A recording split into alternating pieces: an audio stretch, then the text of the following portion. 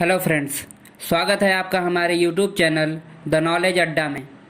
दोस्तों, आज हम एक बहुत ही प्रचलित बीमारी के बारे में आपसे बात करेंगे जो सदियों से हमारे बीच मौजूद है। तो आइए दोस्तों शुरू करते हैं।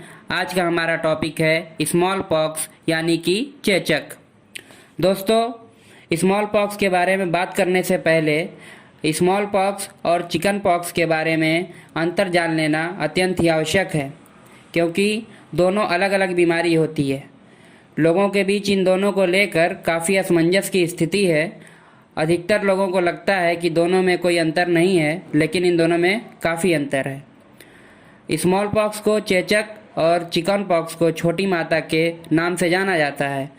दोनों में मेन अंतर यही है कि चिकन पॉक्स के चकत्ते जो होते हैं वो पीठ पर ज़्यादा पाए जाते हैं, जबकि चेचक में चेहरे, बाहों और पैरों पर ज़्यादा चकत्ते पाए जाते हैं। इसके अलावा चेचक के दाग शरीर पर अधिक गहरा प्रभाव छोड़ते हैं, जो आजीवन कुरूपता का कारण बन जाते हैं। इसमें पीड़ित को काफ़ी परेशानी तथा पीड़ा होती है। इसके साथ ही चिकन पॉक्स यानी छोटी माता की तुलना में चेचक से मरने वालों की संख्या काफ़ी अधिक थी। चिकन पॉक्स की अवधि जहां 5 से 7 दिन तक होती है, वहीं स्मॉल पॉक्स की अवधि 8 से 14 दिन तक की हो सकती है। तो आइए दोस्तों, आज के हमारे टॉपिक स्मॉल पॉक्स के बारे में शुरू करते हैं। तो दोस्तों, चेचक एक संक्रामक और कुरूपित करने वाली घातक बीमारी है, जिसने मनुष्यों को हज़ारों सालों से प्रभावित किया है। दोस्तों, क्या आप जानते हैं कि स्मॉल पॉक्स का नाम पहली बार कैसे आया वजूद में?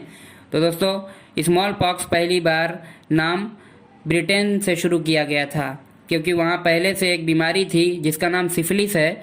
उस समय उसको ग्रेट पॉक्स के नाम से जाना जाता था।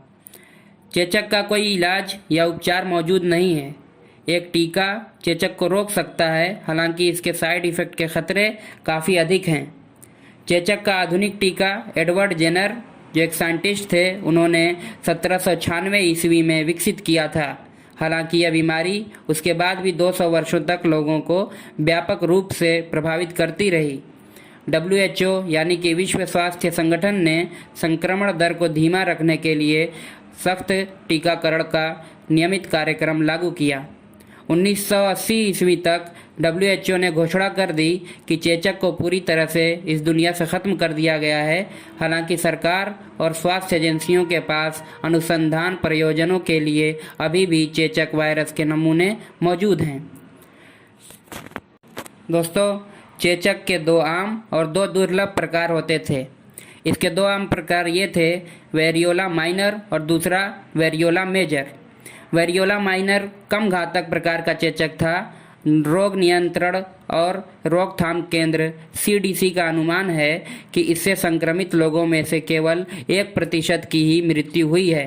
हालांकि यह वेरियोला मेजर से कम आम था। CDC का अनुमान है कि 90% चेचक के मामले वेरियोला मेजर के थे।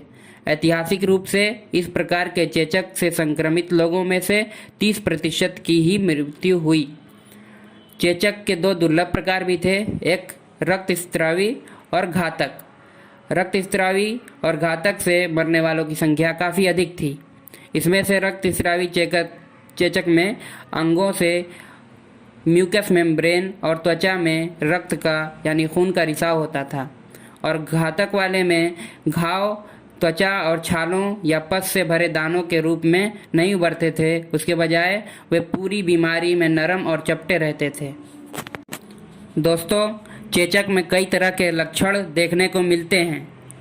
चेचक के लक्षण आमतौर पर संक्रमित होने के 12 से 14 दिनों के बाद देखने को मिलते हैं। कुछ समय बाद फ्लू जैसे लक्षणों की अचानक शुरुआत होती है। उसमें से कुछ निम्न हैं: गंभीर थकान, गंभीर पीठ दर्द, उल्टी आना, बुखार, बेचैनी, उसके साथ साथ सिर दर्द। कुछ दिनों बाद चपटे लाल धब्बे आपके चेहरे, बाहों और बाह की कलाइयों पर और आपकी पीठ पर भी दिखाई देने लगते हैं। 1 या 2 दिनों में इनमें से कई घाव तरल पदार्थ से भरे छोटे फफोले में बदल जाते हैं, जो बाद में पस में बदल जाते हैं। 8 से 9 दिनों के बाद इनमें पपड़ी बनने लगती है और आखिरकार ये धब्बेदार और गहरे निशान छोड़ देते हैं। और वो पूरी जीवन भर आपके साथ रहते हैं। ये घाव आपकी नाक, मुंह की म्यूकस मेम्ब्रेन में भी विकसित हो जाते हैं, जो जल्दी ही खुले घावों में बदल जाते हैं।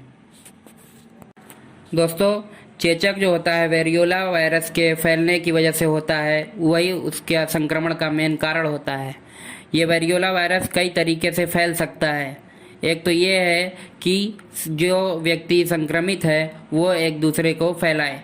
इसके साथ ही अप्रत्यक्ष रूप से संक्रमित व्यक्ति दूसरे को फैलाए, जैसे कि छींक की वजह से और एक जगह से दूसरी जगह हवा के माध्यम से वो संक्रमण पहुँचे। इसके साथ ही साथ दूषित वस्तुओं के माध्यम से, जैसे कि संक्रमित व्यक्ति के कपड़े, उसके बिस्तर का यूज़ करने की वजह से फैले। और कुछ लोग अगर जानबूझकर उस वायरस को फैलाएं तो भी ये वायरस फैल सकता है। चेचक से बचने का एक ही उपाय है, इसका टीकाकरण। हालांकि कुछ वैज्ञानिकों का यह भी मानना है कि यह टीका सिर्फ 5 साल तक ही कारगर होता है, उसके बाद इसको फिर से लगवाने की आवश्यकता पड़ती है। यह केवल उन लोगों में दोबारा नहीं होता जिनमें एक बार चेचक हो जाए और वो उस चेचक से निदान पा चुके हों। तो दोस्तों, चेचक से बचने के बाद भी कई तरह की समस्याएं इंसान के अंदर रह जाती हैं, जो जीवन भर उसके लिए एक श्राप का काम करती हैं, जो पूरे उसके शरीर और उसके चेहरे पर कुरूपता का कारण बन जाती हैं। चेचक से बचने के बाद उनके मरीजों पर, उनके चेहरों पर बहुत से दाग धब्बे रह जाते हैं, जो जीवन भर उनका साथ नहीं छोड़ते। इसके साथ ही और भी समस्याएं उनके अंदर रह जाती हैं, जैसे आँख की कॉर्निया में उनके अल्सर हो जाता है, अंधापन हो जाता है। इसके साथ ही अन्य भी आँख की बीमारियां हो जाती हैं, गठिया का रोग भी हो सकता है और हड्डी में भी कई तरह के संक्रमण हो सकते हैं। ओके दोस्तों, आज का टॉपिक हमारा यहीं ख़त्म होता है। आपसे फिर मुलाकात होगी एक नए वीडियो में एक नई जानकारी के साथ हमारे यूट्यूब चैनल द नॉलेज अड्डा पर। अब तक बने रहने के लिए आप सभी का शुक्रिया।